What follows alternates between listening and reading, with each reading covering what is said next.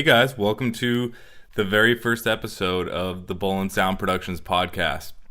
I'm really excited to be starting off this podcast and, kind of switch gears from the mixing and mastering videos. And I'm still going to be doing those. I just wanted to add this as well.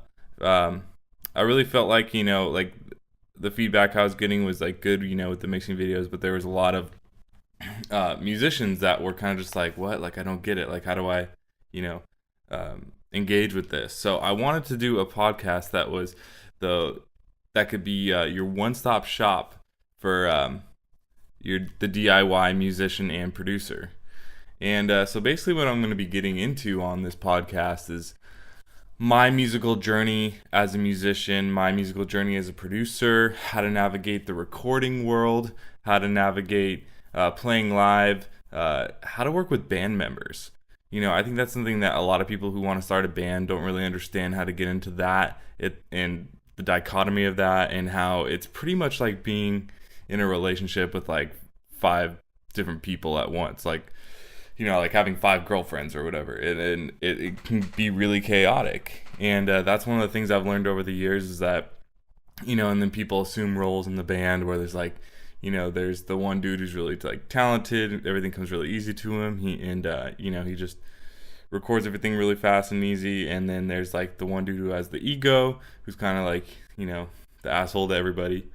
And then there's the soft quiet one, and there's the one that's really loud and boisterous. And everyone wears these different hats in the band. And then usually there's one guy in the band who's kind of recording savvy and has an idea of where to take his vision and his sound to the next level. And that's always kind of been my story, and that's where I fit into this whole musical world. And I've always had a passion for how to take my sound to the next level. And somewhere along the way I kind of realized, I was like, okay, I have this sound in my head, and I want to have this sound on my guitar, and I want to have this sound on the vocals, and I want the drums to sound this way, but I don't know the words of how to describe what I'm trying to talk about. So basically I had to figure out pretty quick that there's words for the things I'm trying to describe. For example, like, okay, on this guitar lead I want a delay, whereas maybe I'd want a reverb on it, but in this case I want a delay because I want to hear those repeats at the end of the lead line. And on the vocal I want to hear this much reverb with now like I'm using Pro Tools, so in this case like my go-to reverb is always the I like a hall verb on my vocals. And before that, I didn't really know what those things were, like a plate or like a chamber, the different types of reverbs. And, as you get more into the recording realm, you can really start to understand what it is that you're trying to describe in your head to create this vision. And there's a couple different approaches to that, and one is to, do your own research and figure it all out, and then get to the level where you're actively recording your own demos or doing, full-fledged productions. Or you can find that guy who understands your sound, your go-to producer or engineer. And over the years, I've kind of gone back and forth with that. My first 10 years of playing, it was me and my dad. I had to try and communicate all these sounds I was hearing in my head to my dad. And he actually did a really good job, of taking the things I was saying and figuring it out and getting me a good guitar tone. And I gotta say, like, being a recording engineer, one of the hardest things that has been, and also a guitar player mainly, over the years for me is getting a good guitar tone that I actually like. Miking up amps, doing all that, trying to work with the phase, and it's always been a nightmare for me, and that's why I'm really glad that I've kept up with the current pro audio world, where now we have amp sims, where basically you can have an amp generated tone within a plugin. And that, has been really attractive to me. And I've been using amp sims, now the past like 6 months, I think, on pretty much everything that I work on. And I really like that aspect of being able to just, plug into a DI and record, and just whatever I record is what's, done, and that's on the session. And that's basically how I write with Enter the Paradox. One of the things I want to talk about on the podcast today is my workflow and my writing methodology with, I believe that's how you say it, methodology. Basically how I go about and how my workflow is with my songwriting with Enter the Paradox. And basically what I do is I'll have I'll write a couple riffs on guitar first. I'll record it on my phone, and then basically I'll take those riffs, or I'll have like a vocal melody, and then I'll sit down in front of the computer and literally just piece by piece write it out. And a lot of the times, and a lot of the Enter the Paradox songs, the reason why there's so many tempo changes, some people may be noticing that, some people may not. I'm really big on transitions and how one part gets into a tempo change so that it almost sounds like you didn't even really notice that there was a tempo change, because one of my biggest things with my productions that I like to do is really, really, really focus on the transitions. Now, I might even do that during the writing process so that everything sounds really fluid and smooth. But, I'm really big on reverse cymbals, reverse swells, 808s hitting on the downbeats. Sometimes I'll throw in some rifle shots or something like that on the downbeat just to kind of give it that right. It's kind of like how a vocalist has a timbre in their voice. The song and the mix needs to have a timbre to it as well. And there's certain downbeats and the pivot points that really create energy in a mix is sometimes more important than the actual song. Like you can have, I've worked with a bunch of songs that are that are okay, kind of mediocre in the past with some other artists, and but then once they give me the mix and they trust me with my production, I can take a mediocre song through production techniques like what I was just talking about with the reverse, the reverses, the 808 hits, all that kind of stuff, and really make it into something that's really, really exciting. And that's done through my very keen eye to transitions. And so going back to the way that I write with Enter the Paradox, for those of you who don't know, I also play in a band called Enter the Paradox. I'm the primary songwriter in that band, and we just released an album in February and released a music video for our single Fallen Heroes. So we're really excited about that. And actually later in the show, I have just finished the master for a cover of the one and the only Immigrant Song by Led Zeppelin. And I'm going to be showcasing that and releasing that for the first time here on the podcast. And I'm really excited to share that with the world. I do have a mixing or a recording video on my Bolen Sound Productions YouTube account of me recording the vocals to that song. And for people wondering, I actually did keep the takes that were on the video. And that was one of my main ambitions to do for creating that video, was to keep the takes that were actually in the video. There were a couple words that I had to go back and redo because I said words wrong, but besides that, everything was the raw takes that you hear on the recording video. So we'll get to that in just a little bit. But so another thing that I really like to do is I like to write to the ambiance and the tone of a pad. And I love having pads in the background of my music because you can really set that tone, that ambiance for the song. And sometimes I'll just get an entire vision in my head for what the song needs to be based off that pad. And for those of you who don't know, a pad is basically just a keyboard sound that is kind of like sometimes either a low droning note or kind of a dreamy, mystical kind of sound that will go in the background that sets an atmosphere for the song. And to me, when I hear that, I'm really, really, really sensitive to those kind of things. Like when I hear those, my mind will instantly start getting visuals of, how something needs to go for the song to take it to that next level, whether it's lyrically or with guitar or, whatever it is. So sometimes I'll just sit down on the computer, I'll throw open a virtual instrument, I'll get a pad sound out. Usually I love the pad sounds in Pro Tools that it comes with Pro Tools 10. The Expand 2. Those virtual instruments, you can hear them all over, a lot of my productions. There's just endless pads and synth sounds in that program that, I've only come to maybe like a quarter of what could actually be done in that program. So I'm excited for that I'm okay with that. Like, I want to make sure I know in and out all my different keyboard sounds I have at my disposal. On the ETP album that we just released, a lot of those songs I actually wrote and had demoed out and had the ideas for that about 10 years ago. And then I wasn't using virtual instruments. I had this keyboard that my dad had.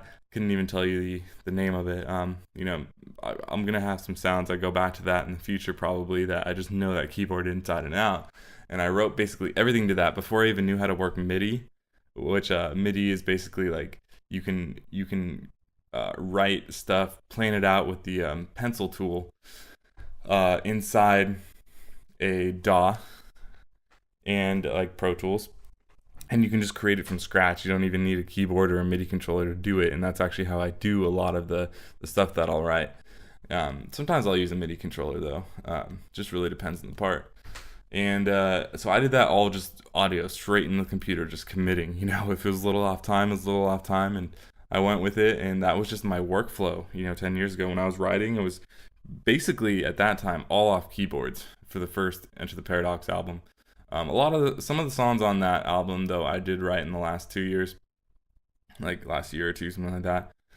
But some of the older songs like Not Quite Baroque or 9mm Bullets, some of those I wrote many years ago.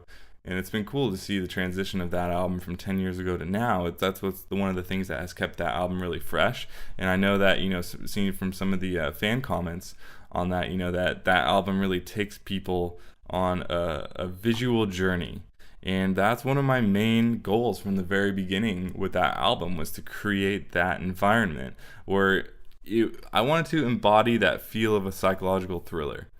Like, you really are going on a ride with that album. And for those who don't know, Love, Loyalty, and Mayhem Part 1 is a concept album. There is a very, very intense story behind all the Enter the Paradox albums. And to be honest, I have the next 3 albums already written and demoed out. That's just how I write with Enter the Paradox. Everything is very, very, very ahead when it comes to the writing and all that. Partly because of a bad habit of starting a song and recording it and demoing it all out. And then I used to use a digital performer about, the last 10 years or so. I just switched to Pro Tools last year. And I just would write and demo everything out, record it all, and then not finish mixing it and just write to the next song, because I had so many ideas, and I wanted to just keep getting them out and just keep on that. And then also too, another thing that was inspiring the ideas for the Enter the Paradox songs is the story kept getting way, way more deep and developed. And one of my big goals and one of my ambitions in the future is to turn this story into a screenplay. And from the first lyric that I wrote for this album, which started a very long time ago, actually was based all off real life events that happened to me in high school. And from the first lyric, the first word, I said, okay, you're going to write this in a way where it can be transposed into a script. I just used the music term to describe that, but yeah, basically I wanted to turn this, that was the goal from the beginning, was to put this into a screenplay. And so I made sure that all the story has many archetypes. The characters are even archetypal. They have different backstories, and it gets very, very deep. And eventually I want to be doing the orchestral music for the film as well, doing the score. That would be very exciting to me. And also, I have a deep passion for, in the future, definitely doing some acting and possibly even directing, but that's all down the road. And right now my main focus and passion is music, but I'm a very creative person, and keeping on the forefront of the possibilities of what I can be to my full potential of creative is very important to me, and I need to inspire myself. That's one of the big things, and that was another reason for me wanting to move forward with this podcast, because I need to keep myself inspired and creative. So sometimes when I'm starting off a song, when I'm starting to track guitars or keyboards to the click track, just to get back to You know, how I start off writing a song for Enter the Paradox. Usually I'll just be right in front of the computer. I'll make a click track. Sometimes I'll program out drums first. Usually I won't though. Usually I'll start with the keyboard or guitar, and then I'll program drums after that. And yeah, and then sometimes we'll track live drums. Just depends on the situation. Um, so I'll start with the click track, guitars, keyboard, and then everything builds from there. And I'll do vocals last usually. Um, so something about I was talking about transitions and tempo changes earlier, um, and when you're doing this, it's really easy to not do it right. And what I mean by that is, the average listener is not used to hearing tempo changes in a song. We've become very accustomed as human beings listening to music, not we four on the floor, that whole thing, like we're able to bob your head to the same beat the whole time, or tap your foot. That's very ingrained in us. It's even in our binaural rhythm of in our even with our heartbeat. Like it's keeping everything in the same fluid motion is very important. So how you transition to that is really the key. So, and also too, it's like when you're working with progressive music, which I would consider Enter the Paradox to be a very progressive band in the realm of rock music. There's You got to make sure that the new ideas that you're putting in, that they feel like the ideas are in the same song. The golden rule. This is my golden rule. Artistic / progressive writing can still be commercial if you reach a wide listening audience, and if you keep your target audience and your market in mind. Now, that's something that I've always kept at the forefront of my writing, and it's very, very, very, very, very important. And that's one of the only reasons that I feel like Enter the Paradox works, because it's kind of like a freak of nature in one aspect, but in another aspect, it makes perfect sense in this time. And I always wrote with the concept with a lot of these songs that this is going to make sense 5 to 10 years from now. And when I started writing it, which was almost 10 years ago, I've been doing a lot of other stuff in between. I felt like, this time right now, everything just kind of came together. The universe just kind of opened up for these songs to come out at this time. And so, yeah, but going back to tempo changes, really make sure that what you're doing makes sense in the context of the song. I'll make a great example, and this is one of the first tempo changes that I did, and how I made it sound smooth as well. There's a section in the song off our latest album called Not Quite Baroque, but Perhaps a Waltz, where it goes. That song has at least like 5 to 6 to 7, maybe even 8 different tempo changes in it, and it just sounds like it's taking you on this rock opera musical journey. And there's a section in that song that goes, I feel like I can breathe. So if you listen for that part of the song, you'll hear that everything in the song is coming out of this very fast section, and it basically it doesn't stop, but there's guitars ringing out and the drums are hitting out with the guitar ring outs, and right there the tempo changes, but you don't really notice it because it's like in your head, you just think that it's. And then also too, I transition keys right there too.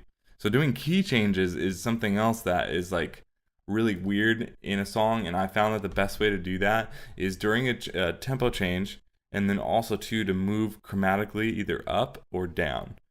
So as you can hear right there in that part of the song, it goes, I feel like I... So it goes na na na na. It actually just goes 3 times, na na na, and then it ends right there. And then that's the new key for the new section, and that whole new section is much, much slower, and but it doesn't feel weird or awkward. It automatically goes into that. It kind of moves the way like a something in an orchestra in a film would work. So another thing that I want to talk about as well is how I write lyrics. So when I write lyrics, I really don't try and think too hard about rhyming. Every once in a while I will. But But what I've always done is just kind of like free flow write and make sure that the story is being told and that I'm taking the listener on a journey. And every once in a while I'll do some rhymes within there, if I feel like it's really necessary, in the sense of, how am I marketing this and who am I marketing this on to.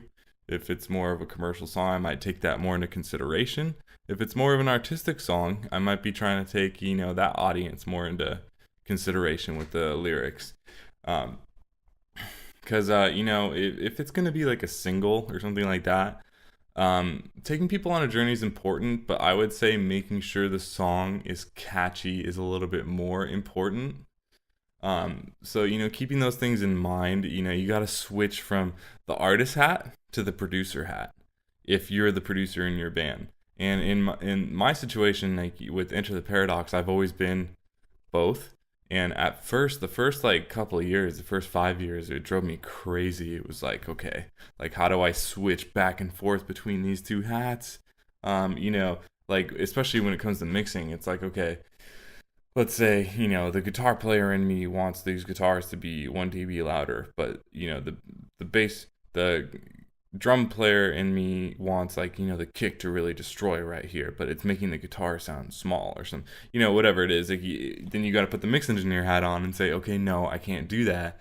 And I got to be able to see the bigger picture here and not the inner musician inside of me that wants to hear every little thing perfectly. Granted, once you get more and more into mixing, or if you're working with your mix engineer, what's the most important thing for the song to come out with? Can the guitar shine in certain sections? Yes or no? Usually it can. And just picking and choosing those battles within the mix is really important to get that, artistic vision intact. Sometimes I'll obsess with mixes over and over and over just to get it right. Thank God, though, that I play multiple instruments. Everything that's recorded, it's like I actually, play those instruments. So I'm not more attached to any sort of instrument. Like, to be honest, like I actually had to think for a little bit when, I started writing music for Enter the Paradox, because the beginning it was just me. And I had to think like, okay, so what am I actually going to play live here? I love playing drums. It would be fun to play drums, but, it's like I've always been a front man and, just engaging with the audience on stage. And that's always been one of my, biggest things. And it comes so naturally to me. So, then I had to battle with, it's like, okay, I'm definitely going to play guitar. I'm definitely going to sing, but I kind of just want to lead sing. But then at the same time, it's like there's a lot that I can bring on stage, like with my guitar playing as well. So, in the future, I'm pretty sure there's going to be a couple songs, where I just lead sing, because I really like engaging the audience, lead singing, and not having to worry about playing the guitar parts, or like having that guitar around my neck, and just being a little bit more free flowing on stage is going to be really exciting. So I am looking forward to that in the future. It's something that I definitely want to do. Hint, hint, possibly in the very, very soon future. I haven't done it through a full song live yet. Sometimes I'll do it on when we play The Story Starts live. But besides that, yeah. So I just wanted to follow up on recording and producing your own stuff, and if that's the decision that you want to decide to do for your band's album. And that's a very, very big decision. It's a very, very important decision. And you have to understand that sometimes you have to take your ego or you being in the limelight out of the equation if you're actually not up to the task. Like, all that stuff would be nice and all that stuff will come in time. I'm a big believer of that. And I've had to go back and forth constantly with what is the best situation for this album to come out the best it can possibly sound. And even though I've been producing and recording for a long time, I was at a threshold of a gap between like me and reality as far as where the current recording expectations are for a commercial master. And the first like 8 years of me recording and mixing, I don't know how to master at all. And like I knew kind of how to mix. I was working on Digital Performer, which is a DAW. Some people don't know what that is, but yeah. And it was good, for me to begin learning on that and but I wasn't understanding a lot of the fundamentals. Like I couldn't tell you how a compressor worked, or like I couldn't tell you why this EQ plugin was actually making a difference in the song. And what I actually ended up doing was doing everything wrong, and I actually learned a lot from that of what not to do. And now it's part of my workflow. Actually, it's like, okay, don't do this because that will f up the song and make it not sound the way that I want in my head.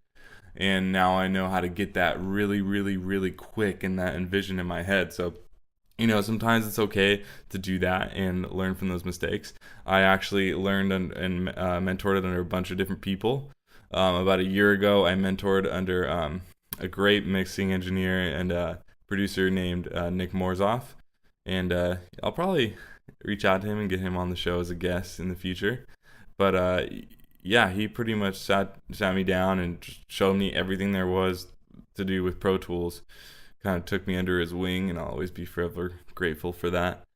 And he tracked drums for this ETP album that just came out, and in the process, so he was gonna originally mix it, and then another guy came in and was gonna mix it, and then eventually it kind of just came back to me, and I decided, I'm gonna mix this thing. Very long story to get into all the details of how that all went down, but came back to me, and over the course of a year, pretty much, I learned exactly what to do with the tools that I had, and what Nick had showed me to get everything in my head to basically sound the way I wanted it to, with the knowledge I had of the tools at the time. So I'm really excited about the next ATP album because there's a lot I learned once again about what not to do. But I'm still very, very proud of this album and the way that the mix and the master came out. And it's a big, big deal for me. And I'm gonna have a bunch of other artists I've produced and worked with coming out this year, and I'm excited about that too. But so yeah, it's really important when you're calculating recording costs first time. Like anyone can record now and mix an album in their bedroom. To be honest, I do it every day.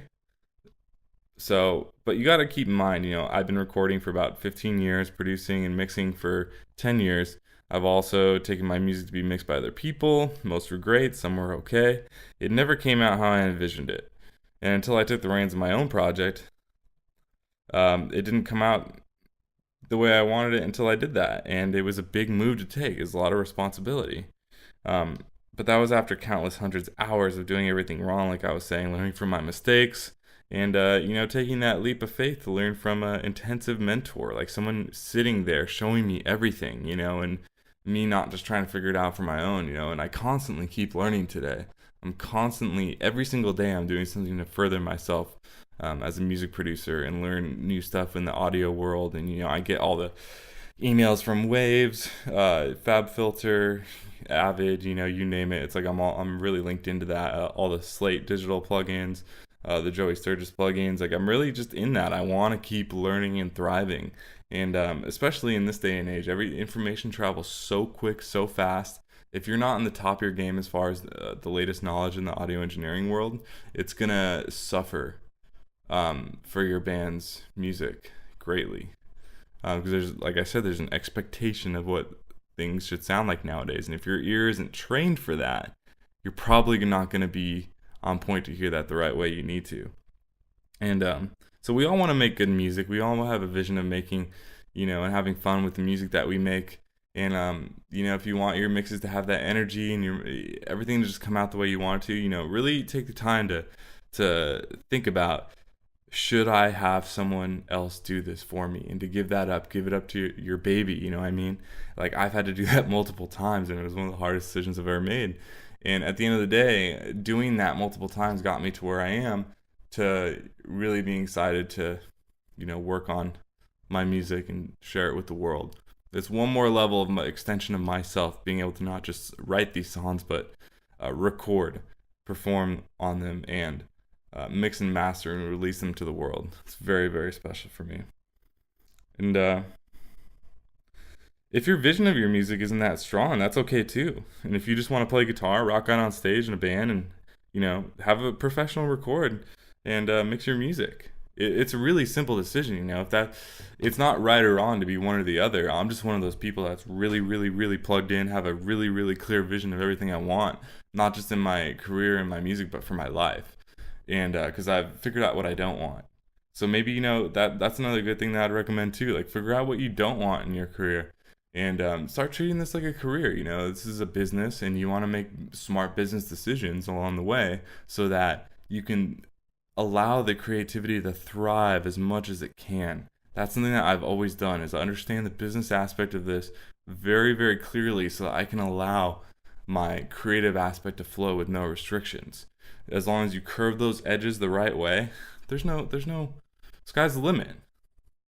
And yeah, I think that's a good place to wrap up there. So without further ado, here is the latest Enter the Paradox single, the cover of Immigrant Song by Led Zeppelin. Here we go.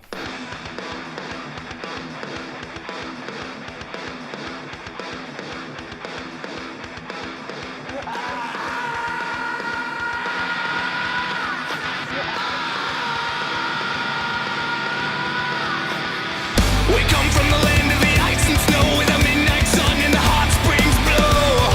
The hammer of the gods will drive our ships to new lands, to fight the horde, singing and crying, Allah, I am coming.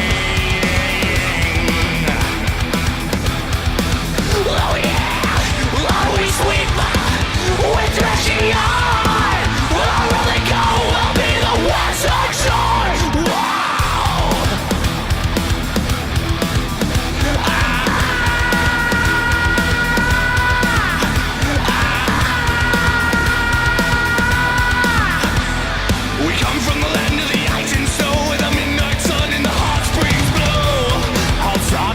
So green can whisper tales of gore, of how we calmed the tides of war. We are your overlords. Oh yeah, Lord, we sweep with threshing yard. Our only goal will be the western shore. So now you better stop and rebuild all your ruin. Peace and trust can win the day, despite all your laws and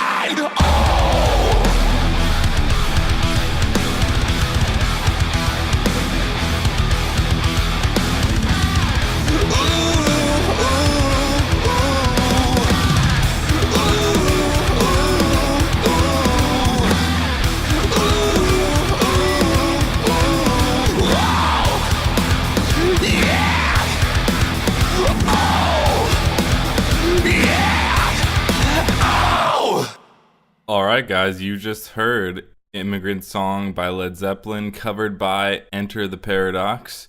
And yeah, I hope you guys enjoyed that new cover song. I had a lot of fun recording it, and really making sure I hit the mark as far as being faithful to the original Led Zeppelin song, but also merging it with the more progressive metal rock sound, and made sure that it really had that intensity that a modern I was really going for kind of more of like a Bring Me the Horizon kind of mix on that, and really giving that like kind of ode to more of like a David Bendith kind of mix on that with Bring Me the Horizon's Sepenternal album. I really wanted to have those really hard hitting drums, and the big guitars, and just the vocal right in your face, and I feel like I got really close to that, and it was still my own unique take on it. And so, by the way, if you guys are mixing and you're not using reference mixes, you need to be doing that. So I was really referencing this song pretty right on with that song, and I had a lot of fun with it. So yeah, that song will be available in the next like week or two. Be available on iTunes and Google Play. And yeah, if you guys like that, go ahead and pick it up in the next couple weeks. And yeah, I think that's going to about do it for this episode of the Bolen Sound Productions podcast. Really hope you guys enjoyed this. And be sure to look for future episodes. Next week, I will be interviewing Ben Garland. He plays in a band that I produce called In Last Place. They are a pop punk band, and they're really awesome. So yeah, we'll be chatting with Ben, and look forward to seeing you guys on that episode. And make sure to leave a comment if you like this podcast. And I'll see you guys next time. Thanks for listening.